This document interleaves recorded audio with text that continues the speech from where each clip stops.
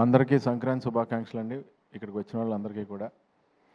ఈ సినిమాని ఇంత బాగా ఆదరించిన ప్రతి ప్రేక్షకుడికి అందరికీ కూడా చాలా చాలా చాలా థ్యాంక్స్ అండి. ఎందుకంటే ఇది నాకు కొంచెం స్పెషల్, నాకైతే స్పెషల్ సంక్రాంతి.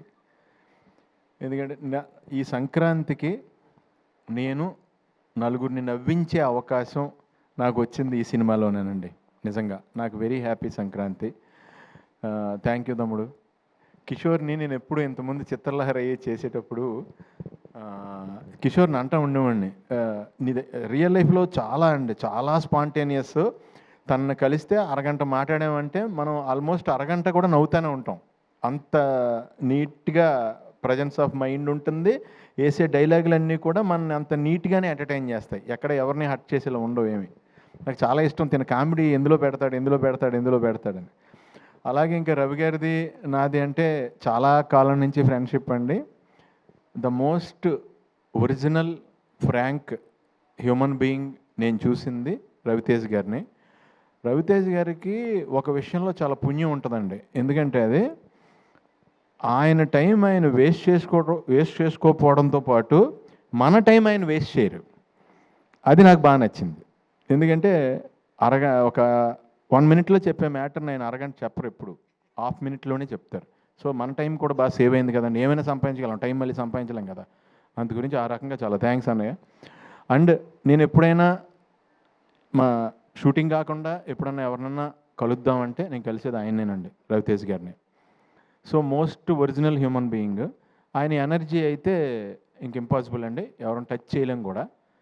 100 మంది ఉన్నా సరే ఆయన ఒకసారి ఏంట్రా అంటే ఇంక అటే వెళ్ళిపోద్ది అంతే. ఇంకా అవుట్. అదేదో ఇంకా అది రాసే డైలాగులో కానీ ఇంకా అది ఏం చేయలేము. ఇంకా ఆయనకి సెంటిమెంట్ క్యారెక్టర్ ఇచ్చినా సరే అదే ఫ్లో వస్తుంది ఏకంగా, ఇంక డామినేట్ అయిపోద్ది అది.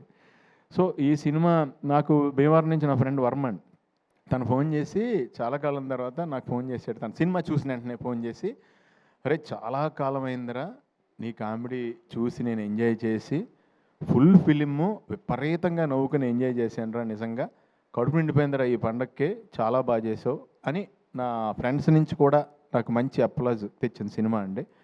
అలాగే సుధాకర్ గారు, మీరు అందరూ ఇప్పుడు చూశారు కదా సుధాకర్ గారు ఎంత ప్యూరో. మీకు ఇంకోటి ఏంటంటే చెప్పేశారు వెంటనే, ఆయన చేయి కూడా చూపించారు.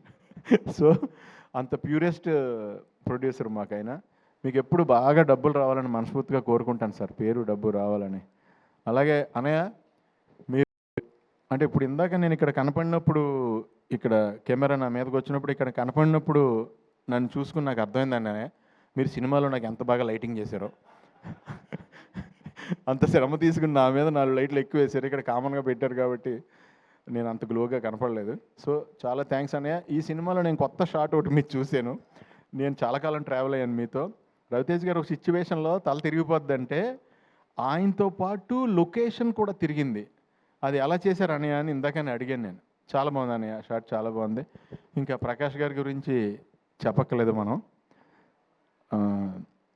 ఒక పూర్ మెన్ గుడ్స్ ఏదన్నా మీరు సెట్ అయిందంటే ఆ పూర్ మెన్స్లో రిచ్గా ఉంటుంది ఆ సెట్. అంత నీట్గా ఏ రకంగా కాంప్రమైజ్ అవ్వకుండా చేస్తారు ఆయన.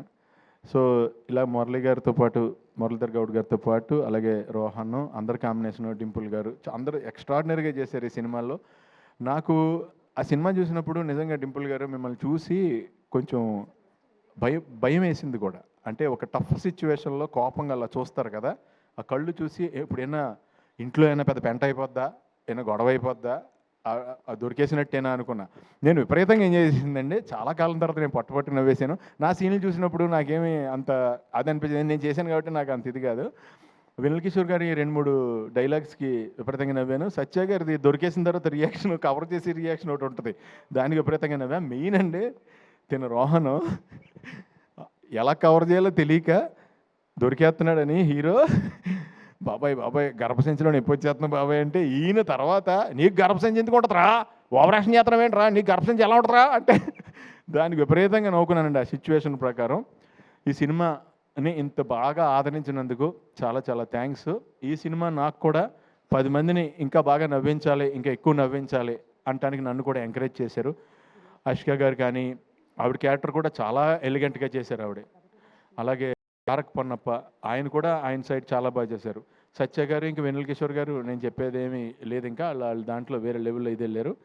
అండ్ మన గెటప్ సీన్ కూడా ఆయన కాంబినేషన్లో కూడా చేశాను నేను అక్కడ. అందరం కూడా ఇదండి జనరల్గానే రవి గారి షూటింగ్ అంటే ఇప్పుడు ఆయనతో మనం మాట్లాడుతుంటే ఎలా ఉంటుందో, షూటింగ్ చేసినప్పుడు కూడా పెద్ద ఏదో బీభత్సమైన షూటింగ్ జరుగుతుంది ఇక్కడ అన్నట్టు ఉండదు, పండగలానే ఉంటుంది. సో నాకు హ్యాపీ ఏంటంటే ఈయన రేస్ కారు అంత ఎనర్జీ, ఆ కార్ని రేస్ గ్రౌండ్లోకి తీసుకెళ్ళాలి. దాన్ని కూరగాయలు కొనుక్కోవడానికి లేదంటే వేరే చోటకి ఆ రేస్ కార్ని వాడపోవడం బెటరు. నువ్వు కరెక్ట్గా ఫ్యామిలీ రేస్లో పెట్టి ఆ రేస్లో విన్ అయ్యేవు తమ్ముడు. All the best, wishing you all success for ever. All the best అండి అందరికీ, మీ అందరికీ కూడా పేరు పేరున ఆల్ ద బెస్ట్. ఎవరైనా మర్చిపోయి ఉంటే నన్ను క్షమించండి. Thank you so much. Thank you Sunil గారు. స్టేజ్ మీద ఉండవలసిందిగా రిక్వెస్ట్ చేస్తున్నాం అండి. మరి ఇంతకుముందు కింద మిస్ అయిపోయింది ఆ క్వశ్చన్. మరి అందరూ మమ్మల్ని అడిగావు, సునీల్ గారిని అడగకపోతే ఎలా అంటున్నారు. మరి మీకు కూడా అంతర్ముఖ శత్రువు ఉంటుంది కదా, ఏ విషయంలో టెంప్ట్ చేస్తుంది మిమ్మల్ని బాగా? ప్రతి విషయంలోనేనండి నా లైఫ్లో.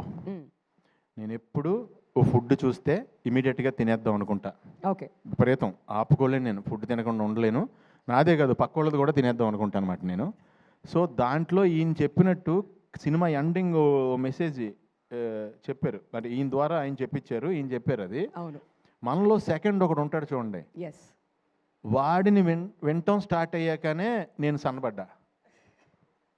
ఆ టెంప్టింగ్ని కట్ చేశారు. వాడిని ఎక్కువ వినేయటం వల్ల నాకు ఈ మధ్యన ఏమైందంటే నన్ను బాగా చీట్ చేస్తుంది ఏంటో నాకు అర్థమైపోయింది నా లైఫ్లో. నా కళ్ళు నన్ను ఎప్పుడు చీట్ చేస్తున్నాయి, అందు గురించి అని కళ్ళు చెప్పేది నమ్మకుండా ఆయన చెప్పారు చూడండి, సెకండ్ పర్సన్ మనలో ఒకడు విమర్శుడు ఒకడు ఉంటాడు చూడండి, మనకి రియల్గా జాగ్రత్త చెప్పాడు, ఆయన ఏంటో మొదలెట్టాను ఈ మధ్యన. ఓకే, అక్కడైతే బ్యాడ్ పర్సన్ అనమాట, ఇక్కడ ఈయన లోపల ఉన్న పర్సన్ గుడ్ పర్సన్. అది సంగతి మొత్తానికి అర్థమైంది. అంటే ఏం లేదండి, మనకి ఏదైతే సుఖం ఇద్దాం అనుకుంటాడో వాడు ఆల్వేస్ బ్యాడ్ పర్సన్. నాకు కరెక్ట్. ఒకడు ఎవడైతే నాకు ఏదైతే నన్ను కష్టపెడదామని ట్రై చేస్తున్నాడో వాడే నాకు పేరు తెచ్చాడు, ఆడే నాకు good person. Wow, wonderful wonderful. Thank you so much Sunil గారు.